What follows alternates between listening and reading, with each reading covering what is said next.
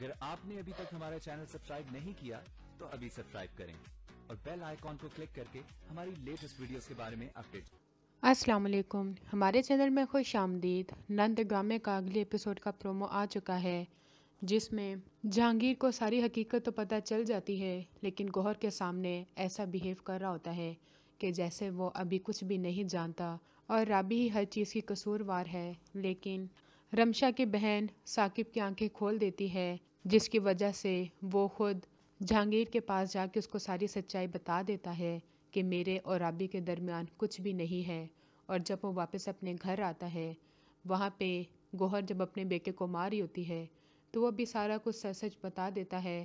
آپ ہر وقت ہر کسی کے ساتھ یہی کرتی ہیں، آپ نے دادی کے ساتھ بھی ایسا ہی کیا تھا، آپ نے ہی ان کو مارا ہے۔ جہانگیر یہ ساری باتیں سن کے بہت ہی زیادہ غصے میں آ جاتا ہے، گوہر کو تھپڑ مارتا ہے اور دھکے دے کر گھر سے نکال دیتا ہے۔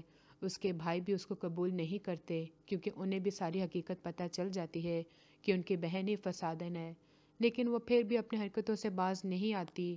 حسن کا گھر برباد کرنے کے لیے اس کی جھوٹی رپورٹس بناتی ہے تاکہ اسے یہ احساس دلا سکے کہ فرواہی اصل مجرم ہے اور اسے چاہیے کہ وہ اس کو چھوڑ دے۔ لیکن حسن خود ہاسپٹل جا کے وہاں پہ اپنا ٹیسٹ کرواتا ہے اور رپورٹس صحیح ثابت ہوتی ہے، جس کی وجہ سے وہ اپنی بہن پہ یقین نہیں کرتا۔ اور ادھر جہانگیر اور رابی ان کے درمیان بھی تعلقات بہتر ہو جاتے ہیں اور وہ اس سے کہتا ہے کہ جب ہم دونوں کی شادی ہوئی تھی تب میں نے عہد کر لیا تھا کہ تمہاری آنکھوں میں کبھی بھی آنسو نہیں لاؤں گا اور مجھے پتا تھا کہ تم ہر جگہ پہ سچی ہو۔ اگلی ویڈیو کے لیے اللہ حافظ۔